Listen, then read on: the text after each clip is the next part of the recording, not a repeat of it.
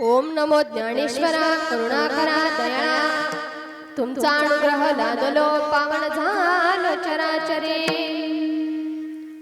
रायगडी मंदिरी वसे माझा राया चरणासी कल्पितो खंडित काया जगाधीश्वरासी जोडली ज्याची ख्याती प्रथम वंदितो तुम छत्रपती जयांची केल्या स्मरण होय सकल विद्यांचे अधिकरण तेची वंद श्री गुरुचरण ते नमस्कार आता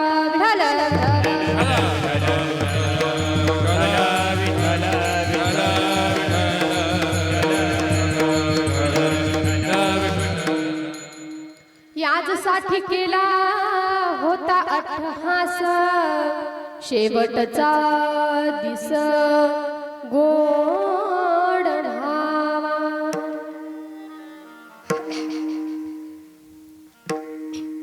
प्रस्तुत प्राप्त कीर्तन रूपी सेवेसाठी निवडलेला अभंग महान भगवत भक्त श्रीमंत संत वैराग्याची महामूर्ती वैराग्याचं ज्वलंत प्रतीक असणारे सदेह वैकुंठाला जाणारे पंचमवेद निर्माते महाराष्ट्राचे भूषण विश्ववंदे जगद्गुरु तुकोबाराया. आता जगद्गुरु तुकोबारायांना वैराग्याची ही उपाधी कशामुळे लागली आहे माहिती आहे का? नाही माहिती तर वैराग्याची व्याख्या मी तुम्हाला थोडक्यात सांगते. कारण की काही लोक वैराग्याला त्याग समजतात. बघा, त्याग वेगळा आणि वैराग्य वेगळं. नाण्याच्या दोन बाजू आहेत, बरोबर ना? का एकच बाजू आहे? बोलत चालला बर का. मला बोलणारी माणसं वाटत, तुम्ही बोलले तर मला पण तुम्हाला सांगायला भर पडेल. त्याच्यामुळे तुम्ही पण बोलत जायचं, नाहीतर काय तुम्ही बोलणार नाही. मला वाटलं तुम्ही झोपले काय असं वाटत. तसं काही करू नका. बघा, तर तुकोबारायांना वैराग्याची उपाधी कशामुळे लागली आहे तर पहा. थोडक्यात मी तुम्हाला त्याचं उदाहरण देऊन सांगते. एक आजोबा होते, त्यांचं खूप पोट दुखत होतं आणि ते पोटाच्या आजाराने खूप त्रस्त झाले होते. ते एके दिवशी दवाखान्यात गेले आणि डॉक्टर साहेबांना सांगितलं की डॉक्टर साहेब, अहो खूप पोट दुखतंय माझं, मी या पोटाच्या आजाराने खूप त्रस्त झालेलो आहे, मला या पोटाच्या आजारातून निवृत्त व्हायचं आहे, त्यासाठी तुम्ही मला पटकन काहीतरी माझ्यावरती विलाज करा, काहीतरी उपाय सांगा जेणेकरून मी पटकन या पोटाच्या आजारातून निवृत्त होईल. डॉक्टर साहेबांनी सांगितलं, आजोबा तुम्ही दिवसात किती कप चहा पिता? किती कप चहा पिता? होय आजोबा, किती कप चहा पिता? आ बर राहू द्या, 2 कप.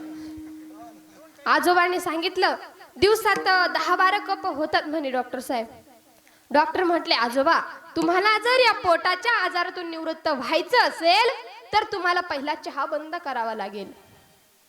आजोबा म्हटले, बर ठीक आहे, पण आता आजोबाचा चहा खूप फेवरेट, खूप आवडता चहा आजोबाचा, आता सोडायचं म्हटल्यावर थोडस मनावर, पण आता पोटाच्या आजारातून निवृत्त तर व्हायचंय. आजोबा म्हटले, बर ठीक आहे. आजोबा घरी गेले आणि सकाळचे 6 वाजले. सोनबाईच्या घरामध्ये चहा उकळतोय गॅसवरती, पातेल्यामध्ये चहा, आणि आजोबा खुर्चीवरती बसले. आजोबा त्या चहाकडे टकमक टकमक टकमक टकमक असं बघू लागले. आता चहा पिवा तर पोट दुखतं आणि नाही पिवा तर बरं होतं. नेमकं काय करावं? पण आजोबांनी चहाचं वैराग्य केलं का हो? त्याला वैराग्य नाही म्हणता येणार, तर त्याला फक्त त्यागच म्हणता येईल. कारण की वैराग्य कशाला म्हणतात? कारण त्या गोष्टीची इच्छा आपल्या मनामध्ये उत्पन्न न होणं याला वैराग्य म्हणतात. आणि त्याग कशाला म्हणतात? की ज्या गोष्टीचा आपण नुसता त्याग केलाय पण त्या गोष्टीची आपल्या मनामध्ये इच्छा उत्पन्न होते त्याला त्याग म्हणतात. पहा, विचारसागर ग्रंथामध्ये सुंदर अशी वैराग्याची व्याख्या आलेली आहे. इह लोकापासून तर ब्रह्म लोकापर्यंत, पहा ऐका बर का, इह लोकापासून तर ब्रह्म लोकापर्यंत अनुकूल असलेल्या भोगाच्या त्यागाच्या इच्छेस वैराग्य म्हणतात. विठ्ठल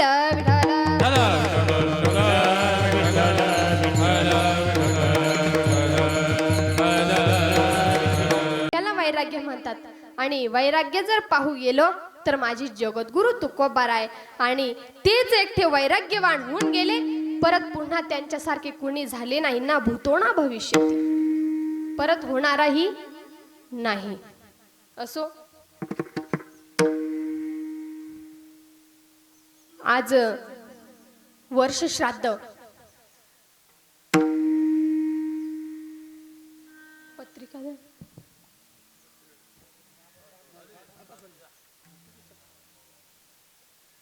रामभाऊ हरी दासनोर या बाबांना जाऊन 1 वर्ष झालेलं आहे.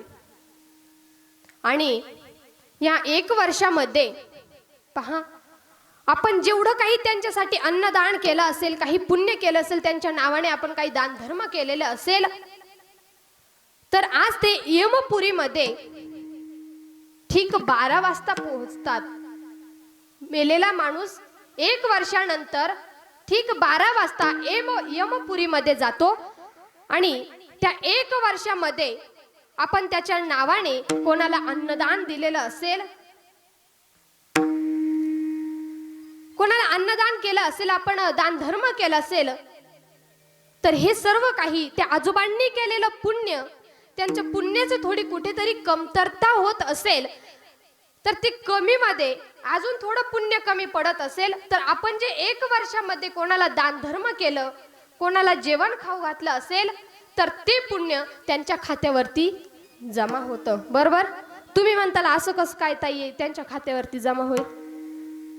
माणूस दिल्लीमध्ये आणि दिल्लीमधून जर कंकराळ्यामध्ये जर ATM वरती जर पैसे टाकत असेल, कसं काय येतं मग पैसे? कारण की ते प्रत्येकाचं एक अकाउंट असतं. अकाउंट कळतं ना? अकाउंट असतं प्रत्येकाचं, कारण की तो नंबर असतो, त्याचं नाव असतं. तसंच तिथे सुद्धा चित्रगुप्तासमोर त्या मेलेल्या आत्म्याला, त्या मनुष्याला तिथे उभे करतात आणि त्या चित्रगुप्ताजवळ सर्व त्याने काय काय पुण्य केलं असेल, काय दान धर्म केलं, काय पाप केलं, काय कर्म केले, हे सर्व तो चित्रगुप्त समोर उभा राहतो. आणि चित्रगुप्त त्याला ते सर्व काही सांगतात. आणि त्याने जेवढं पुण्य केलं असेल, जेवढं दान धर्म केलं असेल, त्याच्या पुण्यानुसार त्याला दुसरा शरीर प्रदान होतं. असो, आणि असंच आपण आजोबांच्या नावाने, आजोबांना जाऊन 1 वर्ष झालेलं आहे. सर्व परिवारावरती, नातेवाईकांवरती 1 वर्षापासून सर्वजण दुःखात आहात. आणि त्या दुःखातून सावरण्याची शक्ती आपल्याला परमेश्वर देव. आणि आजचं हे जे कीर्तन ठेवलं आहे, हे कीर्तन सुद्धा त्यांच्या आत्म्याला एक शांती लाभावी, मुक्ती लाभावी, त्यासाठी आजचं हे कीर्तनाचं आयोजन केलेलं आहे. आणि सुंदर आपले ज्ञानेश्वर दादा त्यांनी सुंदर असं कीर्तनाचं आयोजन केलं.